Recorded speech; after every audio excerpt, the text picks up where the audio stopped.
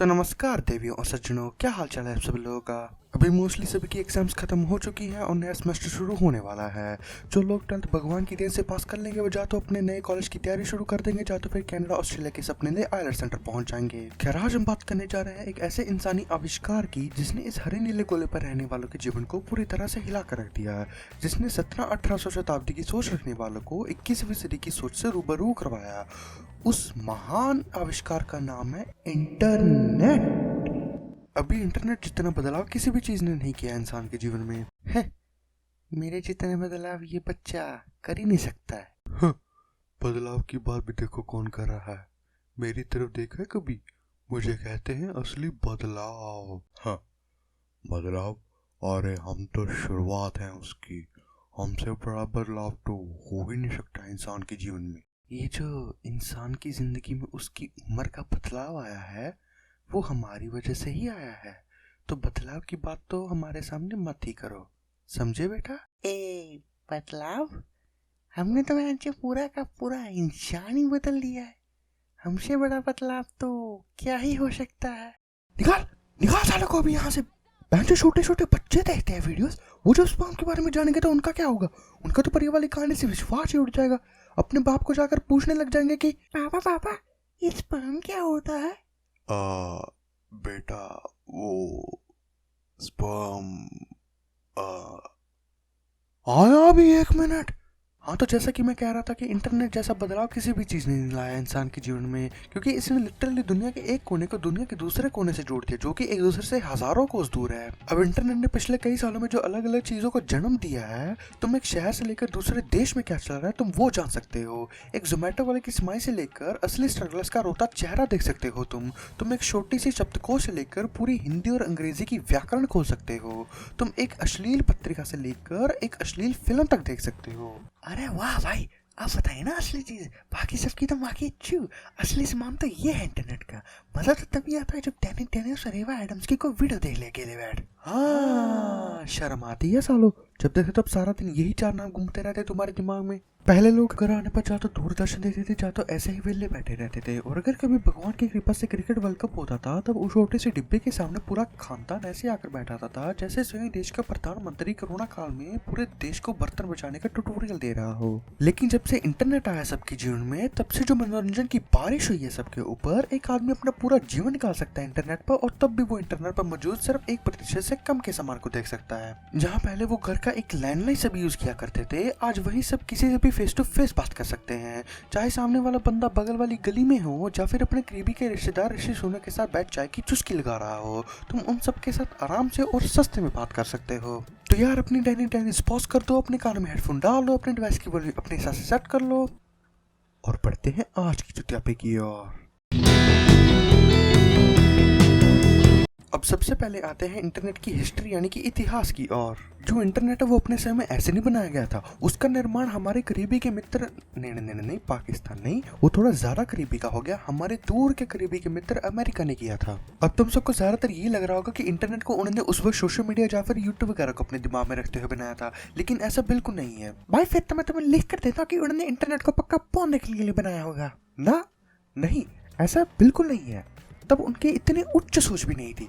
बात हम 1969 की कर रहे हैं, जब इंटरनेट के नाम से भी नहीं जाना जाता था। जियो के नाम से तो बिल्कुल नहीं जाना जाता था। तब इंटरनेट वहां उस समय की सरकार का एक प्रोजेक्ट था जो कि आरपानेट के नाम से जाना जाता था। उन्होंने ये आरपानेट को अपने दिमाग में ये सोचते हुए बना कि वो जो अच्छे रिसर्चर्स थे उनको वो एक दूसरे के साथ जोड़ दे ताकि वो सब एक दूसरे के साथ अपना ज्ञान बांट सके। और जैसे जैसे आरपानेट की पहुंच बढ़ती गई वैसे वैसे उसमें और जनता शामिल होती गई और धीरे धीरे करते आरपानेट को इंटरनेट में तब्दील कर दिया। लेकिन तभी इंटरनेट वैसा नहीं था जैसा आज है। तब इंटरनेट को ज्यादा ही तेज हुआ करता था कि एक छोटी सी तस्वीर को लोड करने में तुम्हें कुछ मिनट लग जाते थे, और मूवी की तो बात ही मत करना, उससे तो कुछ दिन लग जाते थे, क्योंकि तब आजकल का ब्रॉडबैंड नहीं था। तब था हमारा प्यारा डायलअप, और जिन्होंने डायलअप को यूज किया उन्हें पता है कि वो कितना महान स्पीड के मामले में। फिर उस समय की कंपनीज ने डायलअप को अलविदा कहा और अपना प्यारा ब्रॉडबैंड आया जिसने इंटरनेट को काफी उन्नति दी।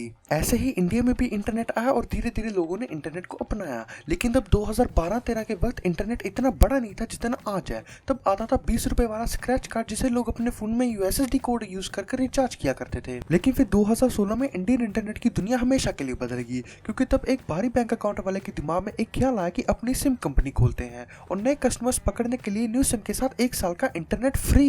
बस फिर क्या, फिर तो इंटरनेट इंडिया में ऊपर ही ऊपर गया है और आज इंडिया में इंटरनेट को काफी लोग जियो के नाम से जानते हैं। और इस जियो ने सिर्फ अपने अंबानी दादा का पेट ही नहीं भरा है, इसने उन सभी ऑनलाइन कंटेंट बनाने वाला का भी पेट भरा है।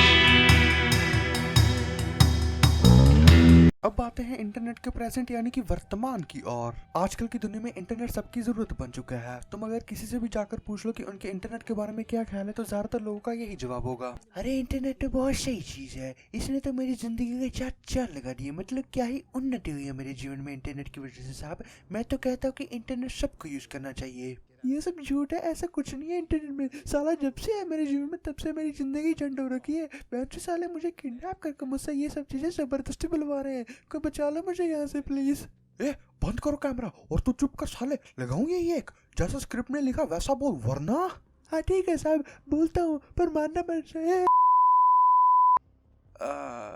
आपने वहाँ कुछ नहीं सुना? आप वो आपका वहम था। हम अपनी इंटरनेट के बारे में करते हैं ना आराम से बात। अब जो इंटरनेट है वो सबके जीवन का कोई एक साधन है। अगर इंटरनेट किसी को मनोरंजन दे रहा है तो वही दूसरे को वो ज्ञान बांट रहा है। अगर इंटरनेट किसी को किसी आदमी जो और की कोई जानकारी दे रहा है वही दूसरे को उसके किसी जान पहचान वाले से जोड़ रहा है। तुम मानो या ना मानो लेकिन इंटरनेट तुम्हारे जीवन का एक हिस्सा है, बहुत ही बड़ा वाला हिस्सा है। इंटरनेट पर कई हजारों वेबसाइट्स है जहाँ न जाने कितने लोग अपनी आंखें घिसते हैं हर रोज। लेकिन उन सभी वेबसाइट्स में से कुछ वेबसाइट्स ऐसी है जो इस शहर, राज्य या देश ही तो क्या इस पूरी दुनिया में अपना अड्डा डाल इंटरनेट के बादशाह बन चुके हैं। उन वेबसाइट्स में से कुछ वेबसाइट्स काफी प्रसिद्ध है आजकल की जनरेशन में, जैसे कि YouTube, Instagram, Twitter, Facebook, Wikipedia और गूगल। ये वेबसाइट्स पहले ऐसे ही एक छोटे से विचार की वजह से शुरू हुई थी कि चलो अगर लोगों के पास इंटरनेट है तो क्यों ना हम उसका अपनी जेब फाड़ने के लिए इस्तेमाल करें। तो बस फिर क्या, उस छोटी सी सोच का रिजल्ट तुम्हारी घिसी हुई आंखों के सामने है। इंस्टा से लेकर ट्विटर तक, गूगल से लेकर यूट्यूब तक, हर एक वेबसाइट पर कोई ना कोई तो पैसे छाप रहा है। लेकिन इसका मतलब ये नहीं कि वो बंदा कोई काम नहीं कर रहा है, वो बस उस वेबसाइट पर मशहूरी चला पैसे कमा रहा है। अब जो इंटरनेट हम देखते हैं वो उसका एक छोटा सा हिस्सा है। हमें लगता है कि वही पूरा इंटरनेट है, लेकिन आप सब गलत है बहनचोद। ऐसा बिल्कुल नहीं है, क्योंकि जो इंटरनेट हम यूज करते हैं वो सिर्फ 10% है पूरी दुनिया के इंटरनेट का, और जो इजीली एक्सेसिबल नहीं है वो है डीप वेब, जो पूरे वर्ल्ड इंटरनेट का 90% है। और उसमें हम सबका प्यारा डार्क वेब भी आता है। और जिन्हें नहीं पता कि डार्क वेब क्या है तो तुम बेटा बहुत खुशकिस्मत हो कि तुम्हें नहीं पता वो क्या है, क्योंकि जो डार्क वेब है वो ऐसी जगह है इंटरनेट की कि जहाँ अगर तुम्हारा डिवाइस 5 सेकंड के लिए भी गलत साइट पर कनेक्ट हो गया तो तुम्हारी पूरी जन्म कुंडली वहां पहुंच जाएगी। वो लिटरली तुम्हारा डिवाइस एक्सेस कर सकते हैं। तो फिर हमने उन सब चीजों से प्रोटेक्ट करने के लिए क्या करना है, हमने डार्क वेब नहीं यूज करना है, क्योंकि एक आम आदमी को अपनी जिंदगी में डीप वेब वाली साइट एक्सेस करने की बकचोदी की कोई जरूरत नहीं है। हाँ, अगर तुम चाइना में रहते हो और तुम वहाँ की प्यारी सरकार की बदौलत अपना प्यारा फेसबुक नहीं चला पा रहे हो तो बात अलग है, फिर तुम डार्क वेब यूज कर सकते हो फेसबुक को एक्सेस करने के लिए। अभी जो हमारा नॉर्मल इंटरनेट है वो लगभग 60% सोशल मीडिया है। माँ कसम इतना ज्यादा सोशल मीडिया, और इस पर चलता क्या है, मेरा पापू, मेरा सोना, मेरा मोना, मेरा लोला। अबे हट इसकी माँ की। अब इतना सोशल मीडिया है तो इस पर कंटेंट भी अंधा होगा। पता है कितना अंधा? एक दिन में पूरे सोशल मीडिया पर 30 करोड़ पोस्ट अपलोड होती है। तुम अगर इतनी पोस्ट देखने बैठ गए ना तो तुम्हारी जिंदगी का एक कोटा यही खत्म हो जाएगा। अरे उतना टाइम किसी को क्लियर करने में नहीं लगेगा जितना एक दिन की पोस्ट देखने को लग जाएगा। और जो सियाने लोग सोच रहे हैं कि भाई मेरी जिंदगी में तो कुछ है ही नहीं टाइम पास करने के लिए, मैं तो आराम से अपने 20-25 साल ये देखने में लगा दूंगा। अभी अक्ल के अंधे जो उनमें सोते वोते भी हो या फिर ऐसे अपने गीले कत्तों के नशे पर जाग रहे हो। चलो मान भी लिया कि तुम नहीं सोगे, लेकिन इतना मोबाइल डेटा कहाँ से लाओगे? और अगर तुम सोच रहे हो कि वाईफाई लगवा लोगे तुम, तो भाई तुम महान आदमी हो, क्योंकि मेरे जैसा आदमी कोई जॉब ढूंढ देता है इतने टाइम में। अभी अगर इंटरनेट के फायदे देखें तो इसके फायदे बहुत है, जैसे कि अगर तुम बोर हो रहे हो तो तुम अपना टाइम पास कर सकते हो। अगर तुमने कुछ नया सीखना है तो तुम उसका ज्ञान ले सकते हो। अगर तुम्हें देश विदेश की खबरें पढ़नी है तो तुम वो भी पढ़ सकते हो। और इतना ही नहीं, बड़ी बड़ी कंपनियां भी इंटरनेट का इस्तेमाल कर अपना प्रॉफिट बना सकती है। और तो और पूरी दुनिया के ग्लोबल ट्रेड का एक पुल भी बन गया है इंटरनेट। जहां पहले तुम्हें कोई बैंक या किसी और दफ्तर से कोई एक पेपर वगैरह लेने के लिए इतनी दूर जाना पड़ता था, वही आज तुम इंटरनेट की वजह से वही कागज को अपनी घर की कुर्सी में बैठे बैठे पा सकते हो। जहां तुम किसी को पैसे वगैरह भेजने के लिए बैंक चल कर जाते थे, वही आज तुम अपनी तूंद को बिना हिलाए दूसरे देश में भी पैसे भेज सकते हो। अब अगर इंटरनेट इतने सारे फायदों के साथ आ रहा है तो उन फायदों की वजह से तुम एक चीज भी खो रहे हो जिसका नाम है प्राइवेसी। अब तुम इसका मुझसे कुछ हल मांगोगे कि हम इसके बारे में क्या करें। मैं तुम्हें इसका कोई भी सोल्यूशन नहीं दे सकता हूँ, क्योंकि जितनी भी वेबसाइट और ऐप वगैरह है तुमने उन्हें एक हिसाब से खुद ही इजाजत दी है तुम्हें ट्रैक करने की और तुम्हारी जानकारी वगैरह निकालने की। वो पता कैसे? जब तुम किसी भी चीज पर साइन अप वगैरह करते हो तो वहां जो तुम अंधी आंखों के साथ टर्म्स ऑफ सर्विसेज और प्राइवेसी पॉलिसीज को एक्सेप्ट करते हो ना, हाँ वही, बस वही तुमने उनके नाम पर अपनी जिंदगी की जायदाद करी है। हाँ अगर तुम्हें अपनी प्राइवेसी वगैरह की चिंता है तो तुम जाकर कोई संत बाबा वाली जिंदगी जी सकते हो हिमालय वगैरह में, और अगर नहीं जीनी है तो अब ये सब तो करना ही पड़ेगा। तो अभी अंत में तुम सभी अपने से यही सवाल पूछोगे कि हमें इंटरनेट यूज करना चाहिए कि नहीं। वेल वो मोस्टली तुम पर डिपेंड करता है कि यूज करना है या फिर बोरियत से अपनी सूखी गांड मरवानी है। मेरे हिसाब से तो तुम जो भी कर लो, तुम इंटरनेट यूज किए बिना रह ही नहीं सकते, क्योंकि हर रोज तुम व्हाट्सएप वगैरह ही कितना यूज करते हो। लिटरली दिन का 2-2 GB डेटा कम पड़ रहा है। अरे लोग तो आजकल वाईफाई लगवाने लग गए हैं अपने घरों में। क्यों? क्योंकि इंटरनेट की लत ही इतनी लग गई है। लेकिन हम अगर अपने स्क्रीन टाइम पर डेली की एक लिमिट लगाते तो हम काफी हद तक इससे सुरक्षित रह सकते हैं। इंटरनेट भी एक अल्कोहल की तरह ही है। अगर तुम अल्कोहल को शराब बनाने के लिए इस्तेमाल करोगे तो वो जनता का नुकसान ही करेगी, और वही अगर सेम अल्कोहल का इस्तेमाल इस्पुरिन अल्कोहल यानी कि जख्मों पर लगने वाली डेटॉल, जी हाँ जिन चीजों से जख्म साफ होते हैं उनमें अल्कोहल डलती है ना वो काम की चीज। बिल्कुल वैसे ही इंटरनेट है, अगर तुम उसका गलत इस्तेमाल करोगे तो वो एक नशा है, और अगर तुम उसका सही से इस्तेमाल करोगे तो वो एक दवाई है। अब जो लोग नीचे आकर बोलेंगे कि भाई पॉन का क्या करें, फिर हम सालों वही सबसे बड़ा नशा है इंटरनेट का। अगर उसका लन छोड़ दिया ना तो अपनी जिंदगी का लन संभालोगे तुम, वरना वही जिंदगी झंड बहन चो। अभी तुम ये भी बोलोगे कि अगर डार्क वेब खतरा है आम जनता के लिए तो उसे बैन क्यों नहीं कर देते। पहले तो सरकार ऐसा कर नहीं सकती क्योंकि जो इंटरनेट है वो है एक खुले मैदान की तरह जहाँ किसी का कोई राज नहीं है, और दूसरा ये जो हमारा जितना भी बैंक में मनी ट्रांसफर वगैरह है वो सारा कुछ डार्क वेब के जरिए ही होता है ना। चुका देने वाली बात। मुझे भी जब पहली बार ये चीज पता चली थी तब मेरा भी दिमाग घूम गया था कि बहन जो हमारा कैश डार्क वेब में घूम रहा है, मतलब उसे कोई वहां से लूट नहीं सकता।